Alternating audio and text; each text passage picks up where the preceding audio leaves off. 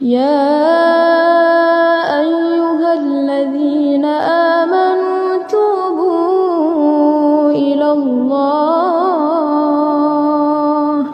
توبوا إلى الله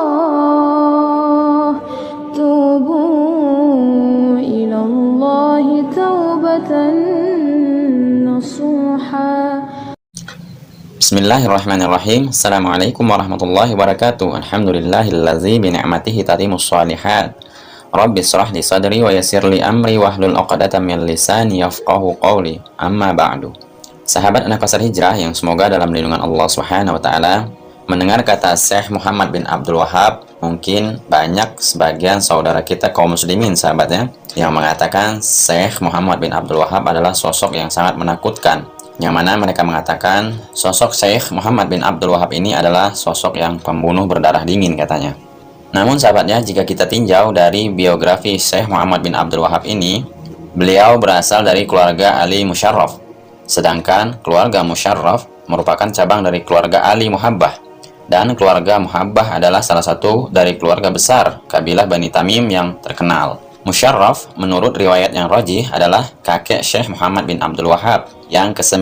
Jadi nama lengkap beliau adalah Muhammad bin Abdul Wahhab bin Sulaiman bin Ali bin Muhammad bin Ahmad bin Rashid bin Muraid bin Muhammad bin Muraid bin Musyarraf. Dan beliau ini sahabatnya, Syekh Muhammad bin Abdul Wahhab ini berasal dari keluarga yang dikenal sebagai keluarga para ulama. Dan pada abad ke-11 Hijriah, ulama paling terkenal yang ada di Najd adalah kakek langsung beliau, yaitu Sulaiman bin Ali yang menjabat sebagai qadhi atau hakim agama di Raudah Sudair. Dan setelah berhenti, beliau ini pindah ke Uyainah dan menjabat sebagai qadhi juga di sana, serta menjadi syekh atau guru ilmu-ilmu syar'i bagi sejumlah penuntut ilmu tentunya. Dan benarkah beliau ini adalah sosok yang haus darah? Kata-kata ini sahabatnya keluar dari lisan orang-orang yang tidak bertanggung jawab tentunya. Dan sosok Syekh Muhammad bin Abdul Wahhab ini digambarkan yang dikesankan secara licik dan jauh dari kata-kata jujur oleh pembencinya. Dan tidak sedikit juga para asatizah yang mengatakan bahwa Syekh Muhammad bin Abdul Wahhab ini adalah orang yang kasar, yang buas, dan siapa saja yang tidak sejalan dengan Syekh Muhammad bin Abdul Wahhab ini pasti akan dimusuhi. Seperti video yang akan saya tampilkan berikut ini sahabat ya, yang mana di sini para ustadz-ustadz yang membenci Syekh Muhammad bin Abdul Wahhab ini, yang mengatakan beliau ini adalah radikalisme, pemburu berdarah dingin, banyak membantai kaum muslimin, dan salah satu di sini adalah Ustadz Abdul Somad sahabat ya. Dan nanti kita juga akan membahas bagaimana pendapat Syekh dari Mesir tentang Syekh Muhammad bin Abdul Wahhab ini. Namun coba kita simak dulu sahabat ya, bagaimana statement dari para ustadz yang membenci Muhammad bin Abdul Wahhab ini, yang mengatakan bahwa Syekh Muhammad bin Abdul Wahhab ini adalah seorang yang kasar dan pembunuh berdarah dingin. Kita simak videonya satu persatu. Wahabi ini dalam beberapa kitab mereka membunuh jemaah haji, entah berapa ribu jumlahnya, karena berbeda mazhab dengan mereka. Menahan tidak boleh masuk ke Mekah dan Madinah. Itu perjalanannya 200 tahun yang lalu sampai hari ini. Jadi perjalanan Wahabi ini penuh dengan darah. Kenapa disebutkan? Halal darahnya dan hartanya. Wahabi diambil dari kata Muhammad bin Abdul Wahhab, maka pengikutnya disebut Wahabi. Tapi karena nama itu sudah terlalu buruk, negatif, maka berganti baju menjadi Salafi. Untuk membuat orang supaya tak lupa, maka disebut dengan Salafi Wahabi. Salafi baju baru, Wahabi baju lama. Menyikapi tentang Wahabi ini ada kelompok yang pertengahan, ada yang ekstrim, ada yang membenarkan sama sekali. Sudah saya bahas dalam buku 37 masalah populer, masalah yang ke-36. Masalah 37 Syiah, masalah 36 Salaf dan Salafi. Ada yang ekstrim, sampai mengatakan Wahabi ini perampok, membunuh orang, asal lain dengan dia pancung kepala. Anda tahu orang-orang kayak gitu tuh bahaya. Karena apa? Belum sudah mengatakan tumpahkan darahnya. Apa? Orang-orang itu yang pelaku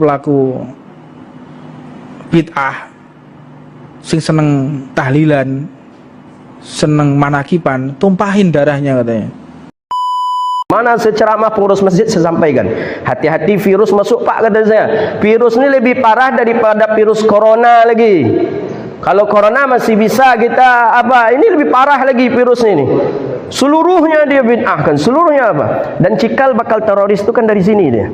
Itu Ustaz Sofyan itu bagus kita undang sekali itu Pak Kapolda.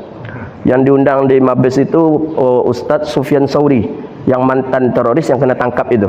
Dia buka-bukaan betul yang mencuci otaknya selama beberapa tahun menjadi teroris, meledakkan bom apa. Itu dari kitabnya Muhammad bin Abdul Wahab, Wahabi, Salafi, jelas. Itu satu pun tidak ada ulama Salafi, ustaz-ustaz Salafi di Indonesia yang mampu menyanggah ucapan beliau. Kita menonton videonya sampai habis tuh. Didudukkan ustaz-ustaz Salafi yang tamat Madinah, doktor itu, beliau berbicara. Beliau sampaikan, kami berempat ini menjadi teroris ini disebabkan karena kitabnya Muhammad bin Abdul Wahab. Subhanallah, miris sekali sahabatnya tuduhan-tuduhan mereka ini. Bahkan mereka menuduh sesuatu yang jelas belum ada buktinya tentang biografi Syekh Muhammad bin Abdul Wahab ini. Dan sekarang coba kita simak sahabatnya pendapat dari Syekh Mesir. Salah satunya yaitu Syekh Muhammad Qaradawi, yang mana beliau ini adalah guru dari Ustadz Abdul Somad itu sendiri. Coba kita simak satu persatu. Al-Wahabiyyah mansuba ila Muhammad bin Abdul Wahab.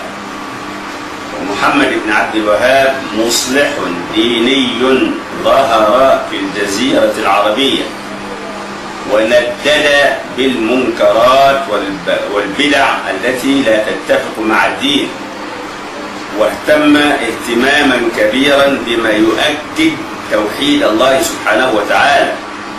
كان هناك بعض الناس مثلا يتوسلون ببعض الأولياء ويتبركون بهم ويقدسونهم تقديسا كبيرا لدرجة توحي بأن هؤلاء الأشخاص كأنهم أنبياء أو كأنهم ذات الله سبحانه وتعالى.